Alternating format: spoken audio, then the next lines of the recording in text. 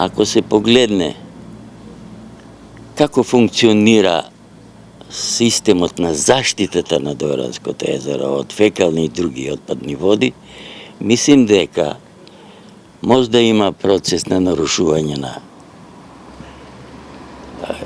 водата во езерото. Да ви кажам еден пример.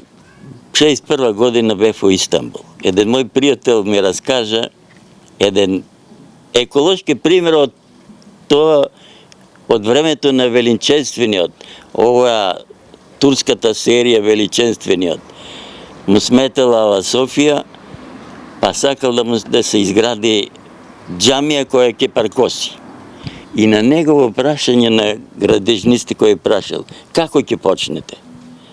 Тој што рекол, прво ќе направам кенефи за работниците, бидејќи ќе има многу работници, да не ја загадат околината. Видите, ше пред многу векови некој мислил да заштита на околината. Дали ние во 21 век се однесуваме така? Ја немам ништо против тоа што се прави во Дојран. И на Дојран му требаше некоја урбанистичка и комунална интервенција. Меѓутоа мислим дека не се утврдеа приоритетите. Езерото е епицентарот на збивањата во Дојран. Почнувајќи од риболовот, туризмот, угостителството, трговијата, саобраќај и сите други активности. Не се обрна доволно внимание на езерото, туку на шминката на езерото.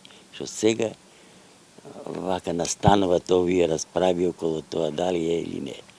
Мислим дека колекторот, тоа беше донесен закон 77 година, още од време на социализмот, за заштита на Охридско, Преспанско и Дојранско езеро. Во тој закон беше предвидено дека во рок од 10 години треба да се изградат колекторски системи. 87 година, крајниот рок, ние за една година го направихме, беше направен системот, колекторскиот систем. Меѓутоа, од тогаш до денес не е направена никаква интервенција. И неговото функционирање веројатно е проблематично.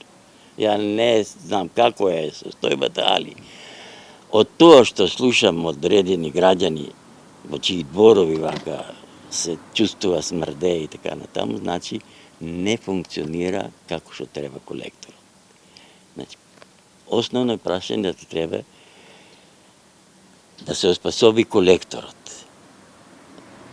Целосно да биде езерото заштитено од отпадни и фекални води.